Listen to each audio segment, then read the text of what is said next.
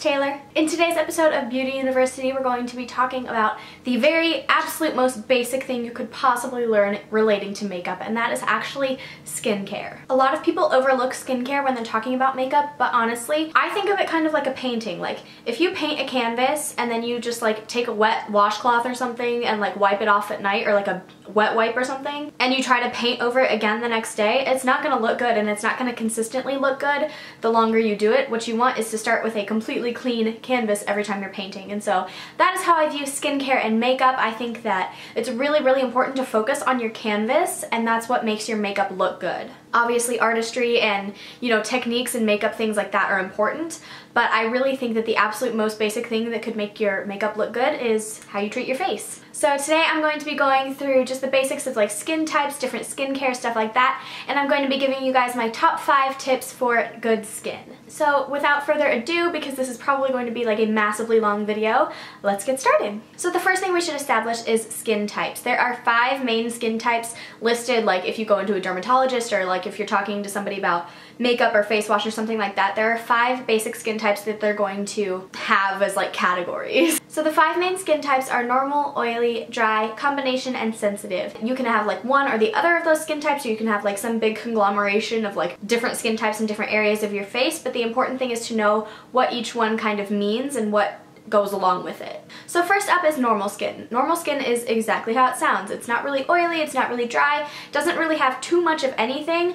I envy you normal skin people so much you don't even know. While normal skin can be acne prone or like blemish prone, they normally are not, just because they usually have a good balance of all the different nutrients and oils and everything in their skin. They're not too dry, not too oily, just everything is how it's supposed to be. Often they have small pores and they don't really lean one way or the other on the spectrum. They just have normal skin. Funny, I wonder how they came up with that name, normal. I don't know. Oily skin, which is what I have, often has large pores, makes you look shiny. If you just like see your skin regularly, it's usually shiny, a little bit slick because of the oils. And they are usually more prone to blemishes because the oil can get into your pores, it can kind of block things up, and that is what creates blemishes. Now, dry skin is obviously on the complete opposite end of the spectrum. Their pores are often really, really small or even invisible, like you can't even tell where the pores are.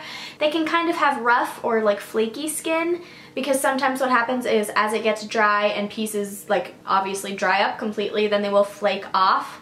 So it can leave the complexion looking kind of rough or dull. They usually have more visible lines, and they are more subject to irritation from things like the weather. Also, their skin can have a very tight appearance. Now, combination skin is really not its own skin type so much as it's just a mix of 2 different skin types. It is a mix of dry and oily, and what happens is people are dry in areas usually like around here and the bottoms of their cheeks, the normal areas where people would get dry, maybe even around the lips, around the nose a little bit, but they are oily in their T-zone, which is like the forehead area, down the nose, and even sometimes onto like the tops of the cheeks. So this is kind of a pain because it is really hard to figure out what kind of skincare to use on combination skin, because you're basically treating 2 different types of skin on one face. And then finally there is sensitive skin, which can kind of be in every single other category, but there's specifically a category for but there is a specific category just for sensitive skin, just because it's easier to shop for skincare usually if you know that you're just specifically sensitive skin. If you want to like go off beyond that, like whether you're oily or you're dry, whatever like that, but sensitive is usually the base that you want to focus on. Sensitive skin is marked by a lot of redness, easy irritation.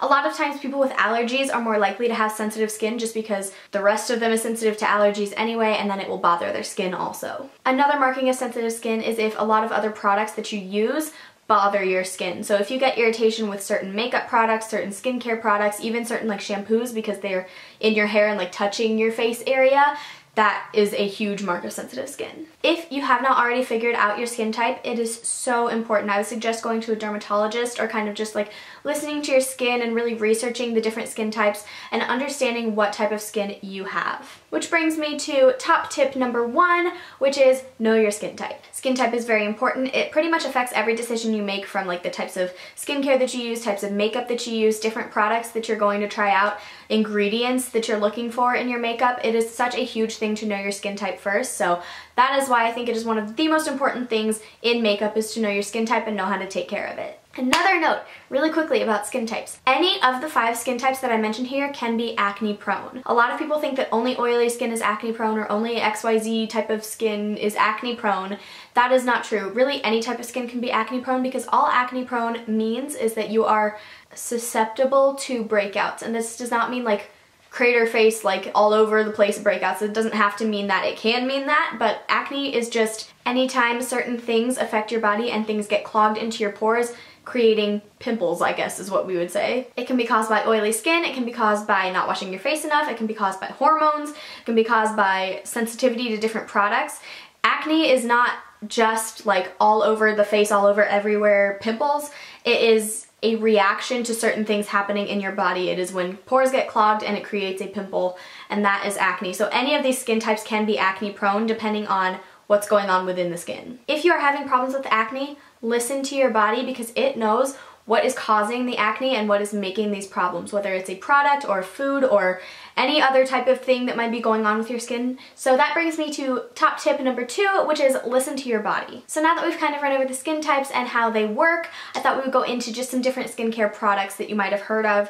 We're gonna run over kind of if I use them, how I use them, and why I wouldn't use some of them versus like if you have a different skin type than me. So we're just gonna kind of run through a long list of different skincare products. So the first skincare product that we're going to talk about is makeup remover. Now this is a huge thing because it comes in so many different formats. You can get it in wipes, you can get it in liquids, you can get it in like pre-soaked little cotton pads and all sorts of different things. Some people even skip the step of removing their makeup and just go straight to face washing. I personally don't do that. I like to take off my makeup before I wash my face, just because I feel like then I get a deeper clean and I don't have to spend as much time like scrubbing off all the makeup. I'm just actually cleaning my skin. The first type of makeup remover is a wipe, and these are honestly my favorite way to remove my makeup just because it's easy. You can just buy the pack. You don't have to like do a bunch of different steps to get it ready or anything like that. You literally just pull one out of the pack, wipe your face off, and that's it. My personal favorites are these simple cleansing facial wipes. They also have an oil balancing one, an exfoliating one, stuff like that.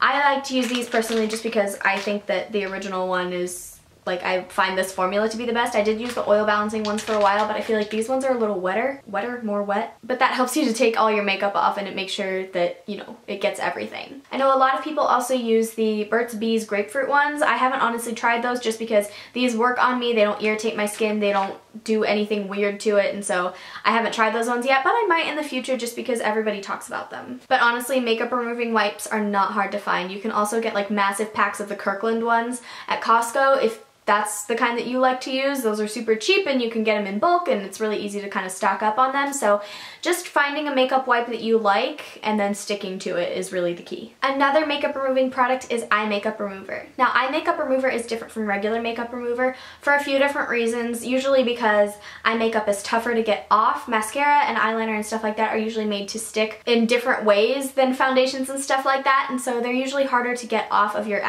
I was about to say actual face, like your actual face, not like your fake face. They're harder to get off of your eyes. Also, the skin around your eyes is a lot more sensitive than the skin on the rest of your face, and so it's important to use something that's not quite as harsh maybe in removing the makeup. I personally don't use an eye makeup remover per se. A lot of them are like little almost baby oil type things, or if you get an oil-free one, I don't even understand what those are made of. They like separate and they're really strange and you shake them and I don't know. They work at getting your makeup off. You basically pour them on a cotton pad and just remove your eye makeup, but I personally like to use micellar water. Micellar water can be used to remove all of your other makeup as well, but I personally like to use the wipes and then the micellar water on my eyes, just because I feel like the micellar water really gets in there and gets rid of my eye makeup, but the wipes are so easy to use. One important note though, you should not use makeup removing wipes on your eyes. Please, please don't do this. I know I've been guilty of it plenty of times when I'm like too lazy to do more than one step, but it really is honestly bad for the skin around your eyes. It can irritate them. It can irritate your eyes if it gets in there and touches them. And the skin around your eyes is very delicate. It can cause wrinkles if you tug too much. So honestly, it's just easier to use something else just to prevent any damage on your eyes. But anyway, back to the micellar water. This is the Simple brand micellar water. You can get it from a couple other brands, not as many in the US honestly as in like the UK and New Zealand and Australia and all those places, but basically it is a like, I don't even honestly understand it. It is a water-like substance. You just pour it onto a cotton pad and then put it on your eyes, and I don't even understand how it works, but it somehow just breaks down all the makeup, and if you just give it a second to kind of soak it in and then start to wipe it away, it will be gone like that. Like I said, you can use this to remove all of your other makeup as well. I just find that I would use too many cotton pads because that's what I use with this. I would use too many cotton pads. I don't really want to use like a paper towel or something like that, so I just find it easier to use this to remove my eye makeup. The next thing on the list of skincare products would be cleansers, and that actually brings me to top tip number 3, which is never ever ever skip washing your face. Don't ever skip taking off your makeup. Don't ever skip washing your face. I know that it seems like it might not be that big of a deal, but it is going to be a big deal to your skin a little ways down the road. Is going to be a big deal. Also, it will help to prevent acne, so 4 days later you're going to thank yourself for washing your face tonight, just because you're not going to have as many zits, you're not going to have as big of a breakout, it's going to be nice and clean skin. But getting into the cleansers, it is very important to have a cleanser that goes with your skin type. This might mean that you have one specifically for oily skin or for acne prone skin, something like that. I have a couple little suggestions in here of some that I know to work for me, for different things, and then I don't know, for other people as well, so let's get right on into it. A tip for dry skin when looking for a cleanser is to avoid anything foaming, because those are more made to kind of dry out skin. They will dry you out. Look for something a little more creamy based, something a little thicker. A moisturizing formula cleanser will really help to keep the moisture in your skin. Oily skin, on the flip side, should often look for foaming cleansers just because those will kind of take out the excess oils and help to mattify you. That doesn't mean that you don't need to still moisturize. Like, moisturizing is important on oily skin, but specifically for cleansers, foaming cleansers are usually the best. One of my favorites for a long time has been the Clean and Clear Morning Burst Detoxifying Facial Cleanser. This one is almost gone, as you can see, but it's got like little micro bursting beads and stuff like that. It is oil free and it is really nice on my oily skin, but also helps to kind of treat, it's not like medicated, but it helps to prevent acne. Sensitive skin should avoid acids, fragrances, harsh chemicals, different things like that, and oftentimes they should also avoid medicated things. So if you have sensitive skin, I wouldn't try to treat your acne with a face wash because they are usually too harsh. Just remember though, when looking for a face wash, all natural does not necessarily mean that it won't irritate your skin. Poison ivy is all natural and you should not be rubbing that on your face. It is so important, if you have sensitive skin, to read your labels, understand what things are in the products that you're putting on your face, and learn which ones work for your skin and which ones don't. Again, tip number 2, listen to your body, listen to your skin and what it says about products that it likes, products it doesn't like, and different things that work. Something that helps a lot of people with sensitive skin that is kind of a weird thing people don't really think about is something called a soapless cleanser. It's made without certain chemicals that usually tend to irritate sensitive skin, and so it helps it to just kind of clean the face without irritating it, without overdoing it at all. One that I found recently that I've been absolutely loving is the Avene. I talked about this in my Ipsy bag and I still couldn't pronounce it, like I couldn't pronounce it then and I still can't pronounce it now, but it is a soapless cleanser, and this one is specifically for oily, blemish-prone skin, but they have a whole line of soapless cleansers that are really, really nice. This one has become my favorite just because it really mattifies oily skin, but if you have a different type of skin with your sensitivity, then I would look at this line for some other things, but I will have this link down below. As far as acne-prone skin, like I said, there are medicated face washes that basically have ingredients in them that will help combat acne in different ways. The most common ingredients in like acne face washes are salicylic acid and benzoyl peroxide, and it's usually one or the other, just different types depending on what works for you. Personally, I cannot use salicylic acid. It's meant to like dig stuff out of your pores, but for me it just irritates my skin, so when I use salicylic acid I tend to break out worse than if I just don't use it at all. But benzoyl peroxide does work really well for me, so I have a couple benzoyl peroxide cleansers that I can show you guys here. First, there is the Acne-Free Energizing Acne Wash and Scrub. This is the Iced Orange and Mint. It's 2.5% benzoyl peroxide with exfoliating microbeads. So this one does have an exfoliant in it. It is really, really nice. The scent is super yummy. It's a creamy consistency, which normally would not work on my oily skin, but it does treat the acne, which is really great. Another benzoyl peroxide formula that I love is the Clean and Clear Continuous Control Acne Cleanser. This is a 10% benzoyl peroxide acne medication cleanser, so it does have a little bit more than benzoyl peroxide in it. This face wash, even though I like quit using the full program, I really still like this face wash. I really still like this face wash to help control breakouts and control my acne. Like I said, there are salicylic acid ones as well. Just go ahead and read on the bottle. It should say right on the front if it's salicylic acid, benzoyl peroxide, or neither. And pick which one works best for you. Like I said, listen to your skin, try some things out, and know what's irritating you and what's not. The next product on the list of different skincare items would be a toner. Now, this is a step that a lot of people don't even know about, a lot of people don't use them at all, and that is honestly, I can say one of the biggest mistakes I ever made in my skincare routine is skipping toner. A toner is basically usually a liquid meant to get all the extra little things that your face wash didn't get out of your pores. This is going to help to really clean your pores, really help clean your skin. Your skin's going to be nice and empty of all the gunk, and it will help to obviously avoid acne as well. My personal favorite toner comes from Boots Botanics. I got this one at Target, and it is the Mattifying Shine Away Toner. This is my personal favorite just because it does help with my oily skin. It helps to mattify me, keep me matte throughout the day. I use this day and night. I'm going to show you guys my routine later, so that's not as important, but toner is honestly one of the greatest skincare and like most underrated skincare products on the market. Another type of skincare product is obviously then moisturizers. This is to be used after you've washed your face and used a toner, then you can put on your moisturizer. For dry skin, you want to look for something that's a very thick, creamy consistency. You want something that's really going to deliver that moisture into your face. Again, Boots Botanics, that's the company that makes the toner that I just showed you guys, makes a lot of really, really good like pots of moisturizer. These are really nice. This one's actually a mattifying one for oily skin, but they make some really good thick creams for dry skin as well. Oily skin people should usually avoid creamy consistency moisturizers just because it usually moisturizes a little bit too much. It'll make you greasy. It'll keep that oil on your face, and that is not what we want. I personally, for my oily skin, like to reach for something a little bit lighter, like a gel moisturizer.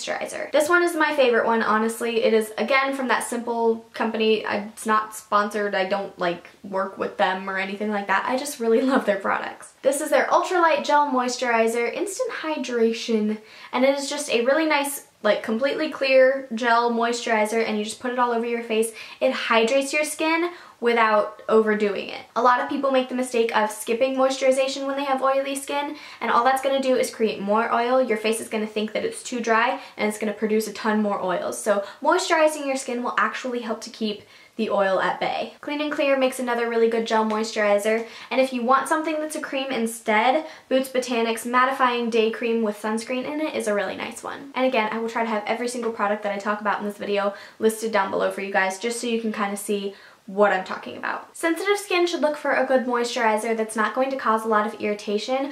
I don't personally have that sensitive of skin, so I don't really have to use these, but I know that CeraVe and Cetaphil are two really, really good brands for that. So if you want to check them out, they're at the local drugstore. You can go ask about these products, and they tend to have things that are really, really good for various different types of sensitive skin. Also, if you're looking for moisturizer for acne-prone skin, a lot of companies like Clean and Clear and other like acne medication companies will sell acne medicated moisturizers, if that makes sense. The next type of product that you might use in skincare is a serum. I personally don't use serums just because they're usually marketed for anti-aging, but they can be marketed for other things as well. I just don't find it a necessary part of my routine, but if you do want to use a serum, that's totally fine. Basically, it is a lightweight moisturizer type thing, usually a gel consistency, and it is highly concentrated vitamins, minerals, other good nutrients for your skin that you can put in, and it really just soaks into your skin. It's fairly lightweight usually, and you wouldn't often use it by itself, but it will really deliver those nutrients into your skin. The final type of skincare product that we're going to be talking about is acne treatments. Now these come in a lot of different forms. There's that new light mask that you wear. There can be like spot treatments, different things like that. Personally, I find that as long as I have a good routine of like regular things, it's not so important that I have a medicated like acne treatment so much as just I have a routine and I'm taking care of my skin. But if you are looking for something, my personal favorite is the Clean and Clear Persa Gel 10. This is 10% benzoyl peroxide maximum strength acne medication, and you just use that as a spot treatment where you're having a breakout. It'll help to kind of dry you out, get rid of the stuff that's causing the breakout, and this is just my personal favorite. So now that we've kind of run through a list of different products that you might use in skincare, let's kind of talk about my personal routine. This is just kind of the order that your skincare should go in, but I'm also going to show you guys what I use personally. So when I wake up in the morning, I will wash my face. I know a lot of people don't think that washing their face in the morning is important, but I find that because I do have oily skin, it just helps to get rid of the oils that might have collected overnight, and it really helps my makeup to apply smoother for the rest of the day. The face washes that I really like for the morning right now are this Clean and Clear Morning Burst Detoxifying one that I showed you,